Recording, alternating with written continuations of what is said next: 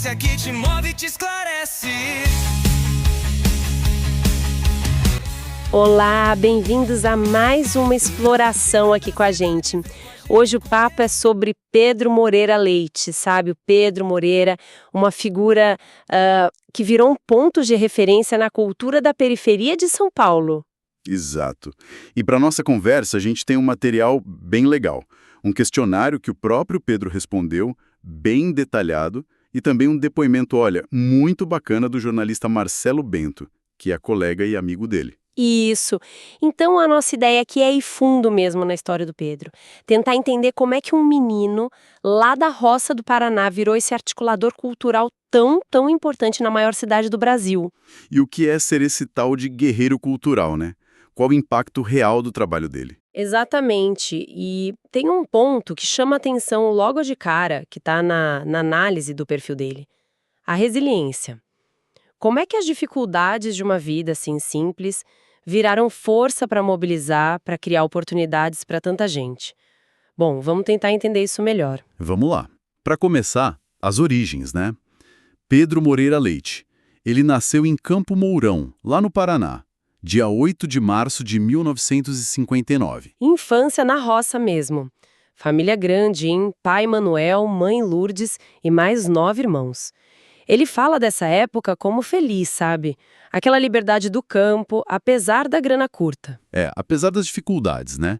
Mas ele frisa muito a união da família. E aí vem um momento decisivo. A mudança para São Paulo, em 1969. A família toda vindo para a cidade grande tentar a vida. E nessa mudança toda, ele conta uma história que é quase uma metáfora, né? A compra da primeira TV. Ah, sim. A TV preto e branco. Isso, comprada com muito sacrifício pelo pai. Ele diz que foi uma festa na vizinhança, um acontecimento. Não era só o aparelho, era tipo um símbolo de conquista, sabe? De acesso a algo novo.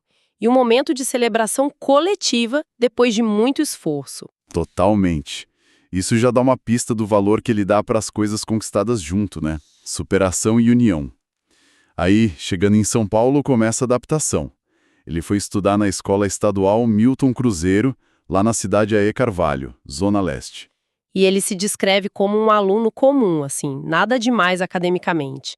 Mas tem uma história engraçada que ele contou. Ah, do portão. É ótima. Essa mesmo. Ele contou que ele e a turma curtiam chegar atrasados, ficavam lá fora cantando, fazendo barulho. Uma baguncinha organizada. Isso. Aí o diretor ficou de saco cheio e mandou botar uma grade no portão para acabar com a festa.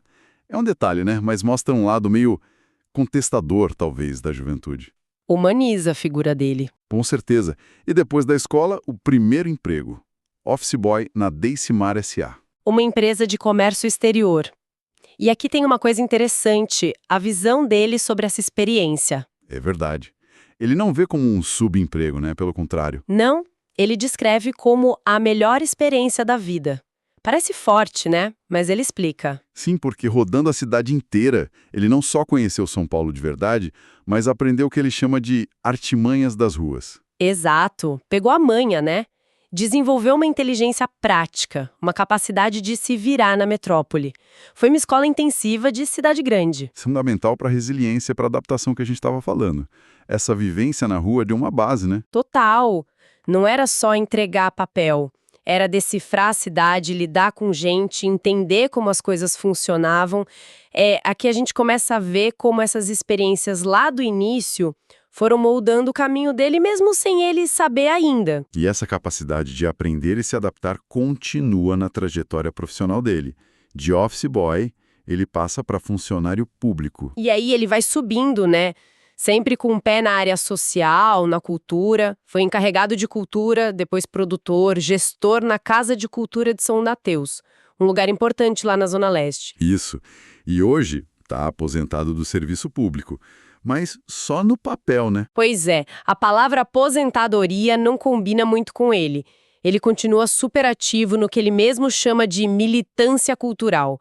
Agora com a produtora dele, a Cultura Leste Produções. E como é que essa paixão pela cultura virou essa missão de vida, então, mesmo depois de se aposentar formalmente? Pelo que ele conta, essa imersão total na cultura veio de uma observação muito clara da realidade ali da área.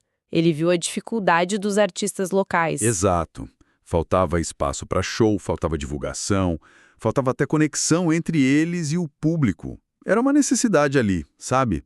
Quase um pedido de socorro por visibilidade. E ele não só viu o problema, como resolveu fazer alguma coisa. É aí que entra o tal do articulador cultural, né? O que significa isso na prática, no caso dele? Olha, ser articulador cultural na periferia, como o Pedro, é ser uma ponte mesmo. É ligar o artista com o palco, o produtor com o público, a ideia com o recurso, que muitas vezes é pouco, né? Sim. É organizar, é juntar gente e criar rede onde antes era cada um por si. É entender o que a galera da arte ali precisa e buscar solução na raça, na criatividade. Um trabalho de costura mesmo, social e cultural. Entendi. Um construtor de pontes, então. E como isso virou ação concreta? Qual foi o primeiro grande projeto? Um dos primeiros que ele menciona, e que teve um impacto grande, foi o Rock and Reggae Verão. Começou pequeno, em 2004, numa praça lá no Jardim 9 de Julho, em São Mateus. A ideia era simples, palco para bandas locais desses estilos. E deu certo, né? Muito. O negócio cresceu tanto que nas edições seguintes, foram 7 no total, o evento foi para Expresso Brasil, uma casa de shows conhecida lá na região. Ganhou outra proporção. Uau! E aí tem um detalhe crucial, que mostra bem o espírito do trabalho dele. O lado social forte. A entrada era doação de alimento não perecível. Sério? E deu resultado? Olha, as fontes falam em mais de 9 toneladas de alimentos arrecadados ao longo dessas edições. 9 toneladas! Nossa! Peraí, isso é impressionante. Não era só um evento de música. Era uma ação de solidariedade gigante. Eventos iam para entidades sociais. É a cultura alimentando a cultura e a comunidade literalmente. Que demais. Essa visão integrada, né? Arte e responsabilidade social andando juntas. Mas ele não parou nos palcos físicos. E aqui entra uma coisa que as fontes destacam como visionária para a época. As plataformas digitais. Isso.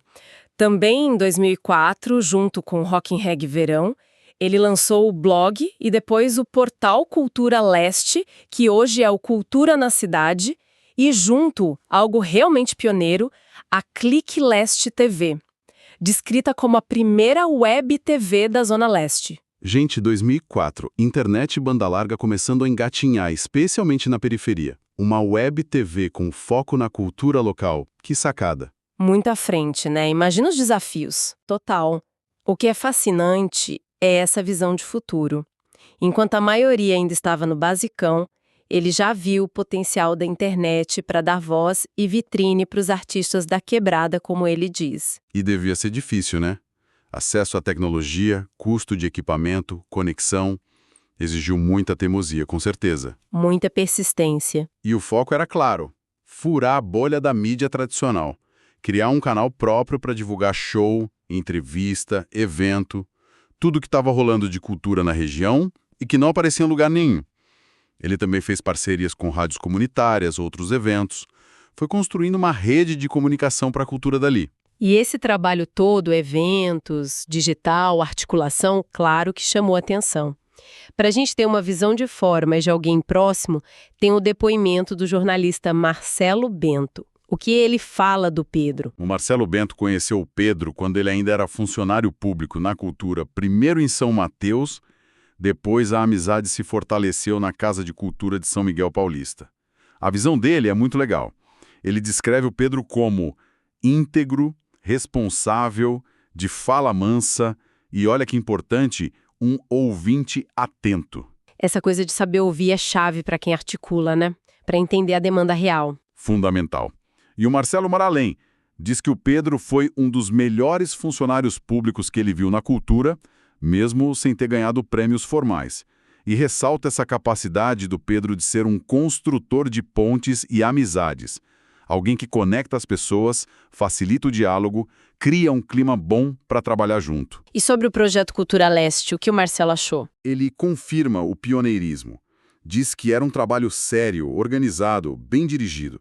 E o resultado dessa qualidade toda foi incrível. Tem um ponto que mostra a escala que o trabalho do Pedro alcançou. Qual? O conteúdo do Cultura Leste, aquela produção focada na periferia, conseguiu espaço de divulgação oficial nas mídias do metrô de São Paulo. No metrô? As telas dos trens e estações. Exato! Linhas vermelha, verde e azul. Caramba! Imagina o alcance disso. Levar a agenda cultural da periferia para milhões de pessoas todo dia. É quebrar uma barreira gigantesca, de forma muito concreta. Como ele conseguiu isso? O depoimento não entra em detalhes, mas só o fato já diz muito sobre a credibilidade que o Cultura Leste ganhou, né? Sem dúvida, saiu de um blog local para uma vitrine num dos maiores transportes do mundo. É a validação de um trabalho que nasceu da necessidade ali do bairro, mas que atingiu um nível de qualidade e relevância para ganhar esse espaço. O Marcelo Bento termina o depoimento falando do orgulho da amizade e parceria, e vendo Pedro como um exemplo de vida, um incentivador da cultura. É um testemunho forte, vindo de alguém da área. Ouvindo tudo isso, a trajetória, as ações, o reconhecimento. Como a gente pode resumir essa figura do guerreiro cultural? O que define esse guerreiro, no caso do Pedro? Acho que agora a gente consegue definir melhor, né? O guerreiro cultural no Pedro não é alguém que luta contra algo, mas que luta por algo. É a cara daquela resiliência que a gente falou no começo, forjada lá na infância simples, no baque da mudança para São Paulo, na ralação para ganhar espaço na cidade. A carreira mostra disciplina, adaptação, mas é na cultura que essa energia de luta dele se direciona com mais força. E o que define essa luta? Primeiro, a luta por espaço e voz para os artistas da periferia. Criar palco onde não tinha, como no Rock in Reggae Verão. Segundo, a mobilização social mesmo, tipo as 9 toneladas de alimento. Cultura e cidadania juntas. Terceiro, a visão e a coragem de criar as plataformas de comunicação independentes, como o Cultura Leste e a Clique Leste TV, numa época que isso era um desafio enorme e super inovador. E tem um foco muito claro no coletivo, né? Ele não parece estar buscando o próprio destaque. Isso é talvez o ponto principal. O guerreiro cultural, no modelo do Pedro, luta pelo todo. Ele parece entender muito bem que o sucesso de um artista, ou a realização dele mesmo, está ligado ao avanço da comunidade cultural inteira. Faz sentido. Quando perguntaram para ele no questionário sobre as maiores conquistas, ele não falou do metrô, de prêmio. Ele citou a colaboração com muitos grupos e coletivos ao longo desses 16 anos e, no lado pessoal, o apoio à própria família. Isso diz muito, né? É a rede, a parceria, o apoio mútuo que ele valoriza mais. Uma visão bem diferente da lógica do eu sozinho que a gente vê tanto por aí. E mesmo aposentado, a missão continua firme. Ele deixou isso claro no final do questionário, né? Sim, ele fez questão de dizer: o trabalho da Cultura Leste Produções continua a mil, divulgando artista, evento da periferia, mantendo o quadro O que rola no metrô. Para ele, a militância cultural não era um emprego, é uma causa de vida mesmo. E ele agradece de novo ao Marcelo Bento, reforçando como essas parcerias são importantes. Então, se a gente junta tudo isso, o que a história do Pedro Moreira ensina pra gente? Qual o quadro geral? Olha, ensina sobre a força da resiliência de uma pessoa que se transforma em ação para o coletivo. Mostra o impacto real que a cultura pode ter quando ela é articulada, engajada com a comunidade. Desde colocar comida na mesa até dar visibilidade e orgulho para os artistas. A trajetória dele, confirmada pelo reconhecimento de gente como Marcelo Bento, mostra como a cultura que nasce na periferia é uma ferramenta poderosa para transformar a sociedade, para construir identidade, pertencimento, cidadania. Ele é a prova viva disso. É uma história muito inspiradora mesmo.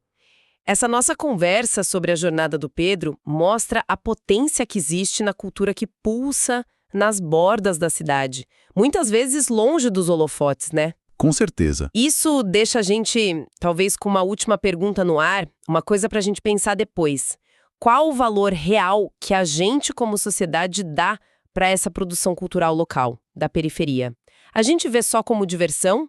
Ou consegue enxergar o potencial disso para identidade, para cidadania, até para economia local? Boa pergunta. E mais ainda, como é que a gente pode reconhecer, valorizar e apoiar os Pedros Moreiras que estão aí, agora talvez quietinhos, nas nossas comunidades, lutando com garra para dar voz e vez para a arte que está brotando do nosso lado, longe dos grandes palcos. Fica aí a reflexão sobre o poder transformador dessa cultura que vem das margens.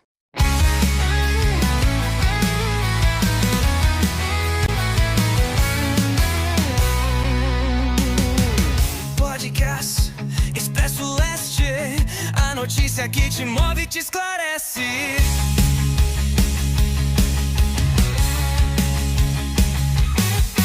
Na batida da cidade, vem com a gente conhecer o que é real, o que importa, o que você quer saber. Cultura, esporte, saúde, educação, meio ambiente, até cinema em ação. Expresso Leste, a voz que informa e te fortalece. Expresso Leste, qualidade e notícia com leveza.